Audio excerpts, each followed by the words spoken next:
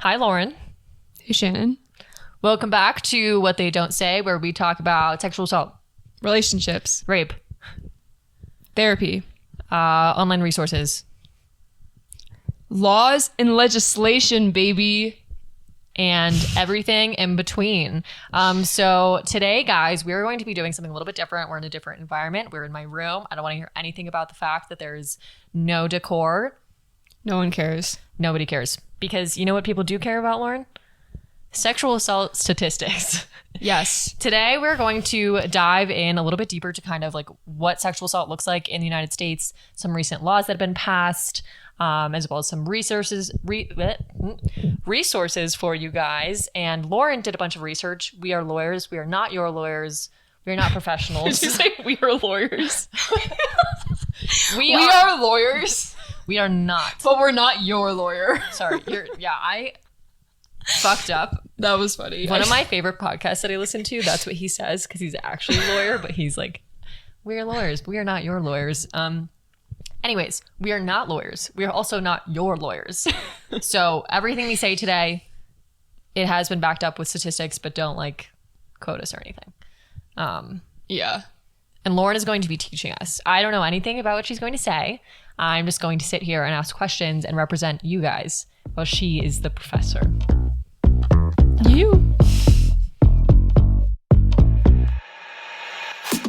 Okay, yeah. So basically, the inspo for this was that I was sitting in I'm a policy master's student, and I was sitting in one of my classes, and we were looking at California legislation, and a bunch of different bills have been passed in the past like week or so. Excuse me. That was cute. So Lauren's first factoid of information today is... So, California, they just passed some pieces of legislation. Pretty cool too. But one of them is to help rape kits become much more accessible to college students. What's a rape Big kit? win. Well, Shannon, considering you have done a rape kit, I think that you should talk us through that. Okay, I can do that. I was asking the question because I'm like, I'm the people. I'm the people and you are the professor. But okay, essentially a rape kit is what happens when you go to the hospital, either right after being sexually assaulted or a few days after, and they document everything. You give a statement. They take pictures of your body. If you have any bruises, they measure them. And then they do an entire vaginal exam. So they will go in, they will do swabs, like DNA swabs and all of that. They'll look at your cervix, and they will get as much information and data, I guess you can say, as they possibly can, so that if you decide to pursue a court case, then they have as much of that DNA evidence as well as other evidence. That's a rape kit. Cool. And they're really fucking expensive, but we don't need to talk about that right now. We love the United States healthcare system. Okay, so essentially what this bill is going to do is it's going to take effect next year, so 2025 to 2026. And the bill will require public universities, so looking at like UC schools, University of California schools, to partner with relevant existing on-campus organizations. The legislation does not specify what organization, so that will just depend from school to school. Together, they will provide free assistance in a manner that protects student confidentiality and gives access to transportation to and from a local sexual assault forensic examination or sexual assault abuse response team exam center, according to the legislation. So are these centers already made? Do we know? Yeah. Or okay. They That's already really exist. Cool. I didn't know that. But maybe students just like don't have a way to get there, or maybe they need assistance in that. They could be in a fragile state, things like that. So it's really just to ensure that everyone can access these rape kits if need be. And then in turn, hopefully there will be more justice, because if more people are able to get the evidence, then in theory there might be more convictions. That's dope. Okay. Yes, exactly. I like this. Fact number 2. But building off of that, a huge problem within the justice system and ensuring that perpetrators actually get consequences is that rape kit backlog is currently one of the biggest obstacles to prosecuting perpetrators of sexual violence. So even if you are getting a DNA kit done or a rape kit done, that is still a huge barrier, essentially. So there's just like a huge backlog. There's so many that needs to be done. Sometimes they can take years to actually get tested. And then that like doesn't mean anything for your court case. And so that's been a huge barrier for survivors of sexual assault. But luckily, there are a few acts that have been passed in the past 20 years to help with this. The first one being the Debbie Smith Act, which was passed in 2004.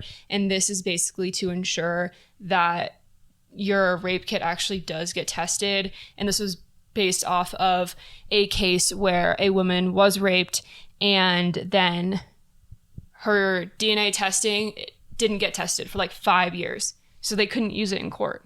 And that's a huge piece of evidence. And that's so vital to ensuring that consequences are going to happen. And she just didn't get that. So they passed an act in 2005 that ensures that will happen. So you within 5 years is what you're saying, which still it might not happen soon enough. 5 years feels like a very long time. So it's not about a year thing. Basically how they're ensuring that like your rape kit will actually be tested is just by providing more funding. I think one of the biggest issues is that these areas don't have enough funding. So this act provides funding for crime labs to process more DNA evidence. I wonder, it's probably processed by machine, maybe? So maybe they're paying for more machines to process more faster. Staff members. More staff. Okay. I mean, I don't really know how DNA is resources. processed. I don't really know either, honestly. But AKA they're either paying for more machines because they have more funding or paying for more staff because they have more funding. Yeah. But what's really cool is that this has an overwhelming amount of bipartisan support. And it provides up to $151 million per year in funding. And then to top that, the SAFER Act was passed in 2013, which has raised the minimum amount of funding that must go to testing and capacity building activities. So this act is something that has been actively builded upon and ensuring more funding goes into this so that rape kits can be tested to go into trial evidence. What fact are we on now? Fact 3? Fact 4? I think 3. Okay. Fact 3. Give it to me. I'm going to drop some stats. And I just want to preface this with, these are fucked. And they're awful. But I think it's important to understand these numbers because I think a lot of people don't understand how common sexual assault is. And there is a high chance that you know many people that have been assaulted. And I think that like both of us have experienced this where, you know, I'll be having a really bad day and then I'll finally tell one of my friends like, hey, like, yeah, like I was sexually assaulted and it impacts me in X, Y, and Z ways. And then they'll be like, oh yeah, that's also happened to me. And you kind of realize, holy shit, like I'm really not alone in this. So many other people have gone through this. It's really sad and heartbreaking, but I really do think it's important to drill in what is the state of the state when it comes to these things. Where'd you get these facts? RAINN. The Rape, Abuse, and Incest Network, National Network. Okay. Statistic number 1, go. Someone is assaulted every 68 seconds. Which means that someone has probably like 10 people have been assaulted since we started this video. Wow, thank you for sharing that. That is so... It's sad, but it's real. It's just like, this is the fact of the fucking matter. Like when the rubber meets the road, it's horrific. Okay. Statistic number 2, go. 80% of survivors know they're rapists. So what I'm hearing is that it's more likely to be assaulted or raped by someone that I know than it is for me to be pulled out of an alleyway and assaulted in a dumpster. Yes. I mean, obviously people do get raped by strangers, but 80%. It is much more common to get raped by someone you know. And obviously both me and Shannon were raped by someone we knew very well, and that was very close to our family. And that happens to be just like a lot more common than you might think.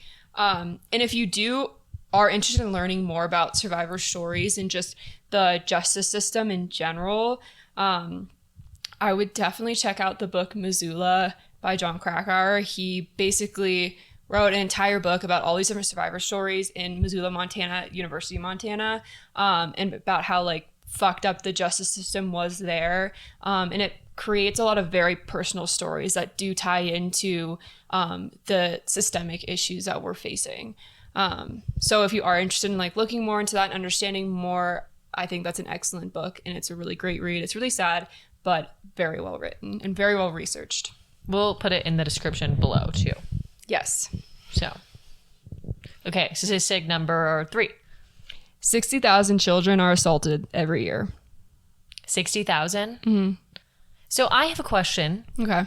So if someone is sexually assaulted and they're a minor, are they molested? Or, because it's all sexual, like sexual assault is a blanket term for like anything from digital penetration all the way to like penile penetration or penetration of an object, as well as like inappropriate, unwanted touching. But molestation, I've always kind of wondered, is that specifically for younger children? Does it mean it has to be like an actual object is penetrating? She's Googling it. We are getting this information live. Okay, so to clarify, molestation is the crime of engaging in sexual acts with a minor. So just period. So anybody under 18. Yeah. Glad we cleared that up. Okay. The more you know. Statistic number 4. Nearly 500,000 Americans aged 12 and older are sexually assaulted each year. Wait, can you say that one more time? Nearly 500,000 Americans aged 12 and older are sexually assaulted each year. That's quite a lot of people. Quite a lot of children. Quite a lot of adults. I wonder why it's age 12 and up. I imagine that it's probably very hard to track below age 12. Because I imagine that there's so little education about sexual assault before the ages, but probably before the age of like 14, that, you know, if you're under the age of 12, you know, you can't advocate for yourself at all. If something happens, you might not even realize that it's sexual assault or anything like that. So I imagine that it's just literally not being tracked. Yeah. I also wonder if the statistics increase from like the ages of like 12 and up. I don't know if I'm saying this right, but like maybe like women are more likely, or like girls are more likely to be assaulted ages like 12 and up or something like that, because they're going through puberty and now they have like boobs. They're like of age and they're like they have boobs and, you know, things like that. And pheromones. Then that is like more, I guess, attractive to like a perpetrator.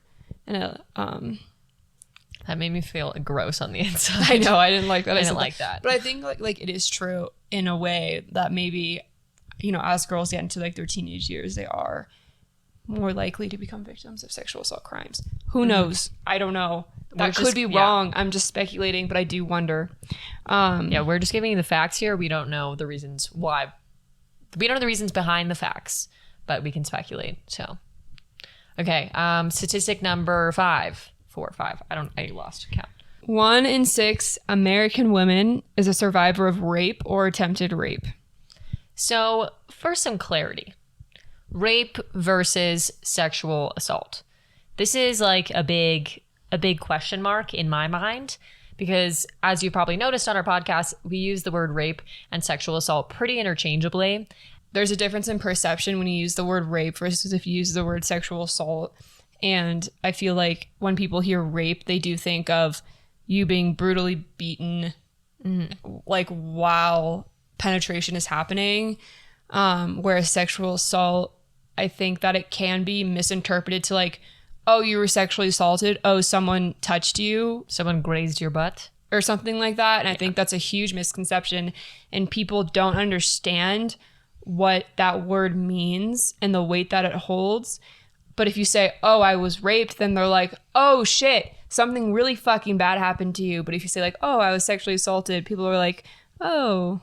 Huh. So I guess the issue is that, well, the distinction of the words, there actually is a difference between the two words. Like from a legal standpoint. From a legal standpoint, as well as a definition standpoint.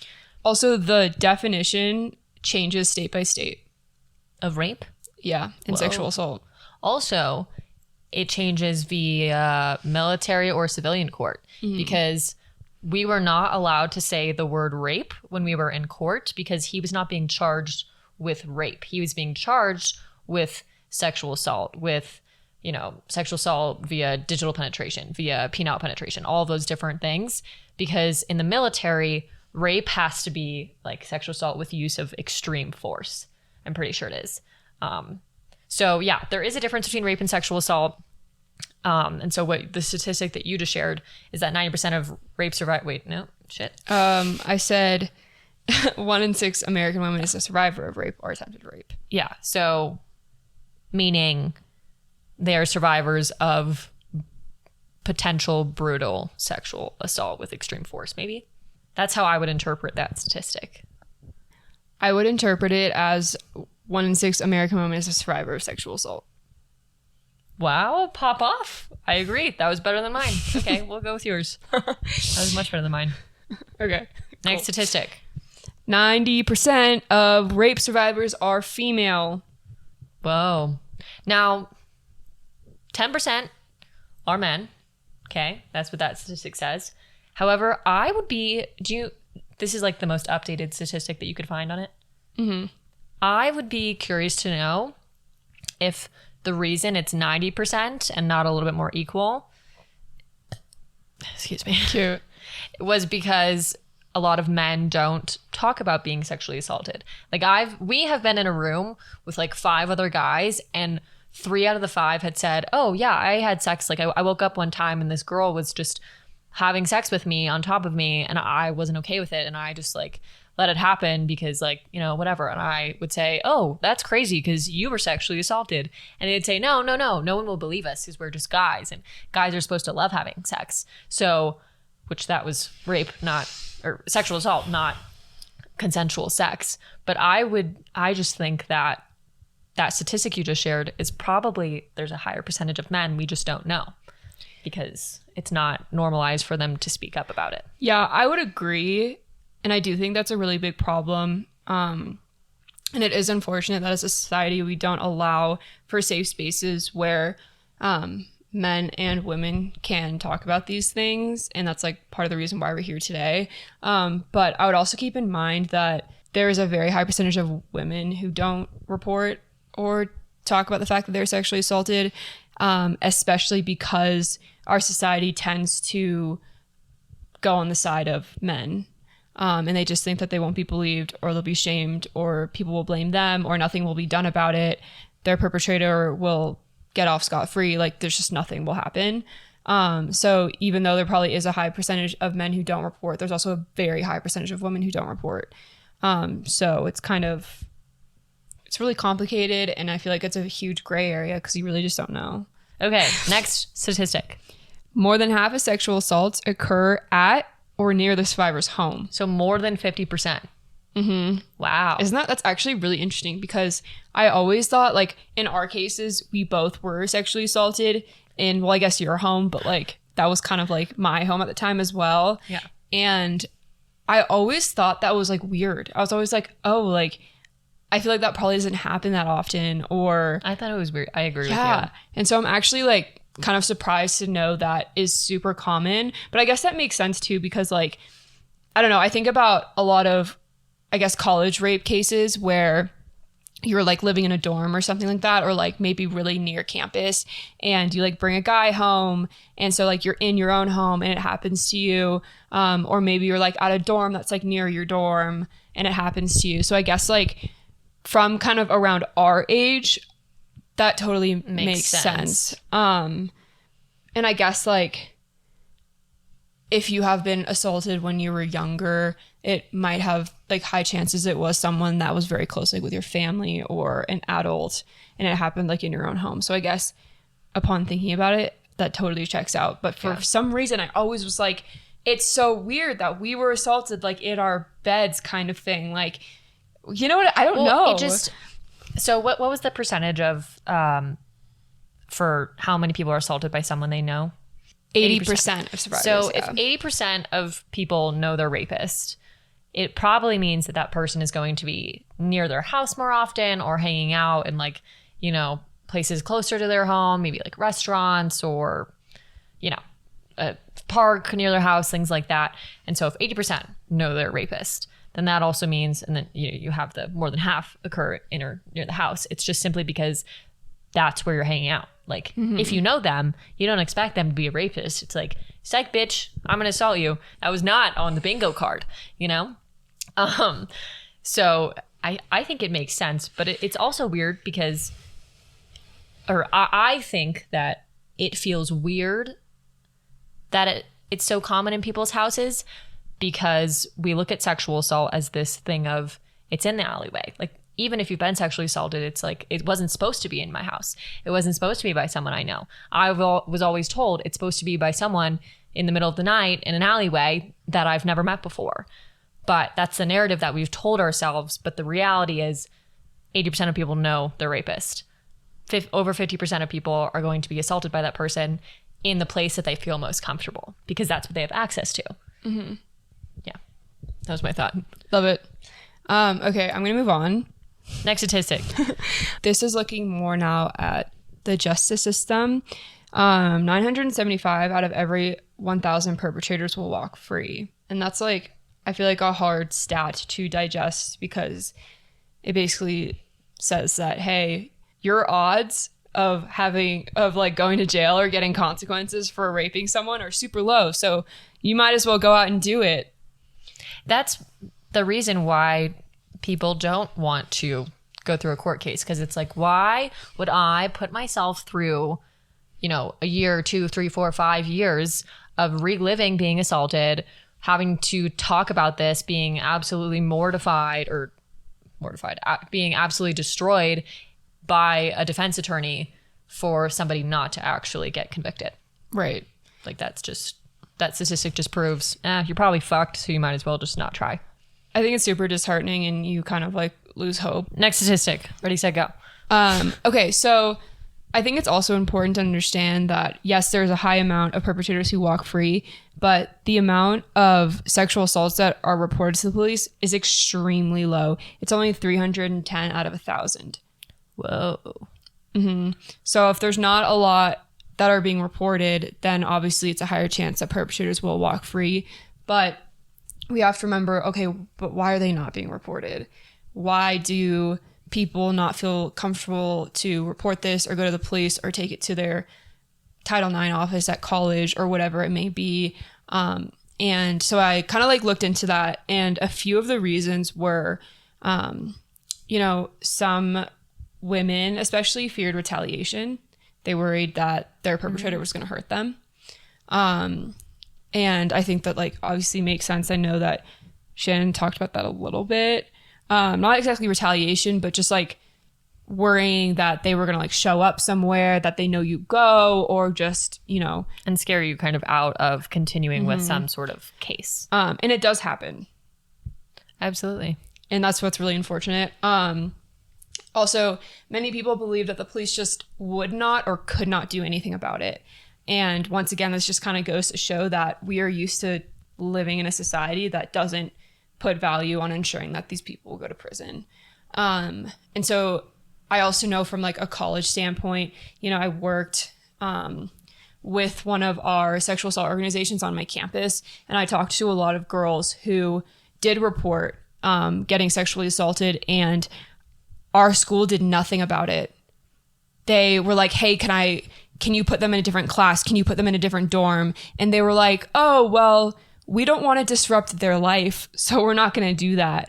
And so it's kind of crazy because they actually really disrupted mine by raping me. Yeah. So it's like this really interesting thing of like, you're not even asking to go through a court process. You were literally just like, can you remove them from being around me every single day?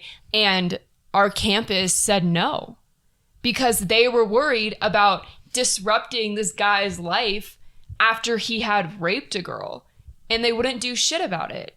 And so a lot of girls talked to me about that, where they were like, well, I heard this one girl, she reported it and they didn't help her out at all. They didn't provide any support. And even if they did provide support, it was really minimal and it was bullshit. And so I think that's also a huge thing for college age students of like, they're not going to do anything. And a lot of the perpetrators were on sports teams.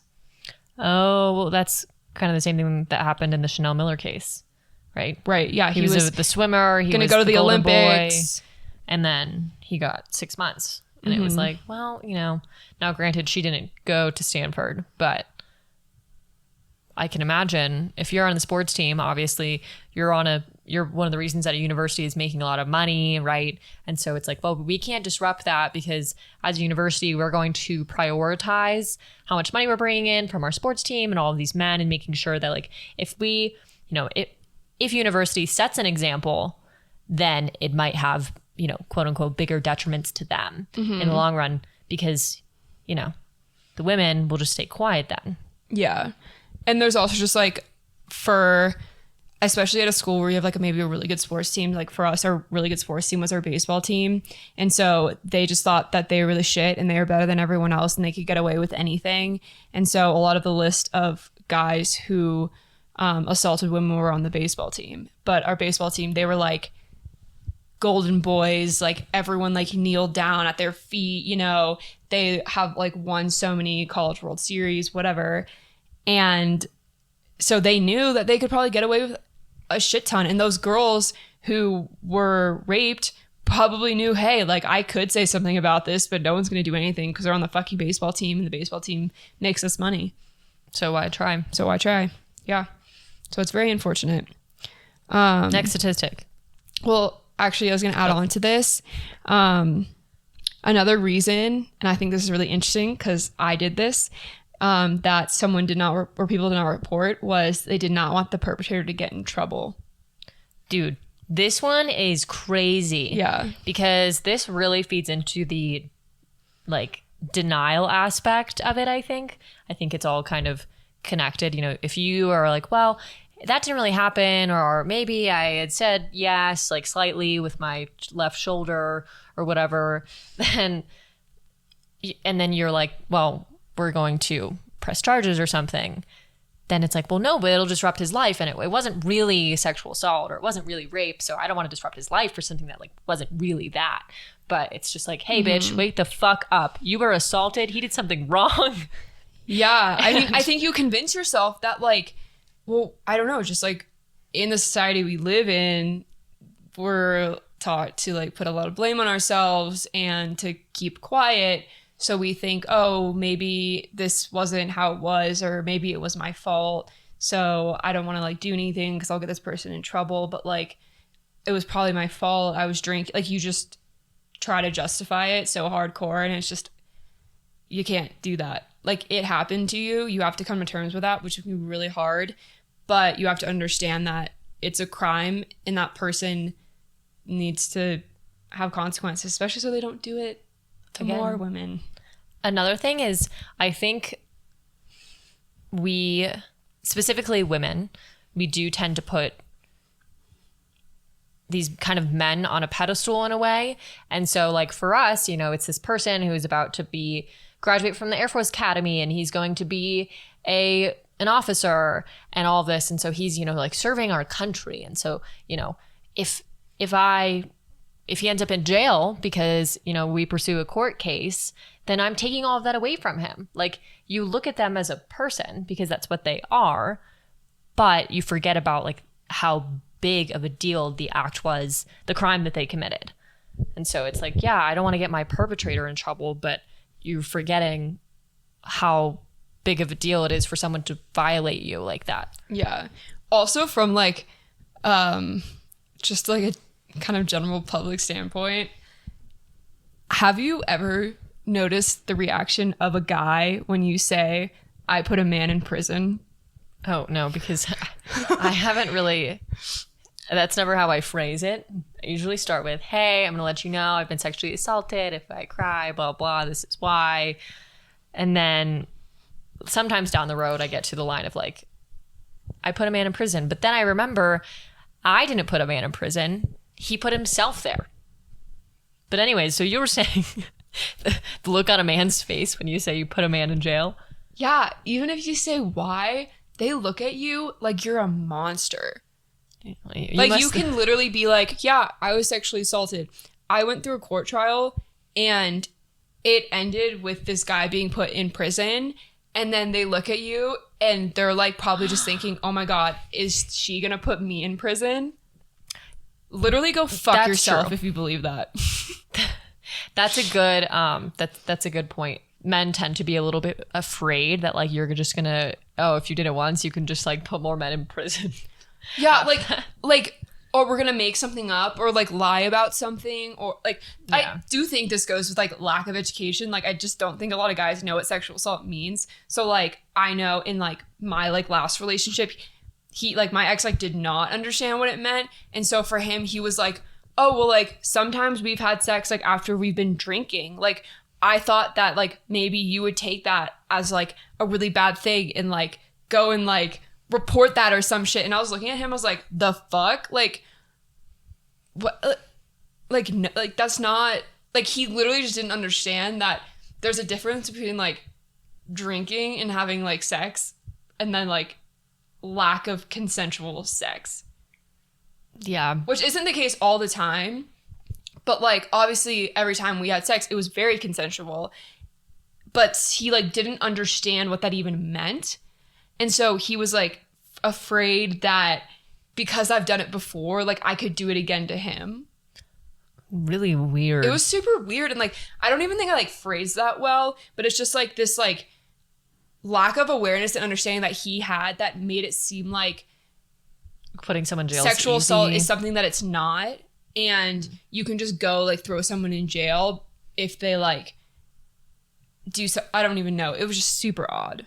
But I think these statistics today really prove that, you know, such a few percentage of people actually get convicted. The majority of them do walk free. It's not this whole thing of just flippantly reporting and then it just somehow somebody ends up in jail. Like it's a very serious process. It's a very lengthy process and it's a very intentional process to go through. It's not like you report it and then like, oh, they're just behind bars. Like, no, a lot of things need to happen in order to get to that point. Yeah, I tried to explain why sexual assault is so bad to Lauren's ex once. That was a weird conversation, but not a conversation for this episode.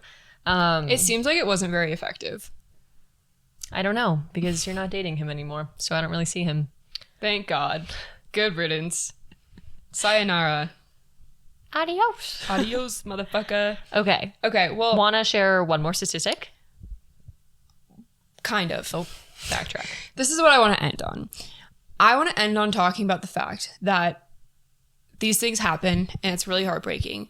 But if they do, it's really important to understand what your rights are.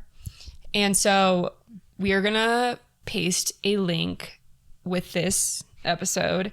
And it's kind of this cool website that shows like a map of the United States. And you can like click on the state that you live in and it'll show you exactly what your rights are if you are a survivor or something like this were to happen to you. And when you mean rights, what do you mean by that? So for some states, they call it like the Survivor Bill of Rights, which is kind of cool. And it lays it all out there.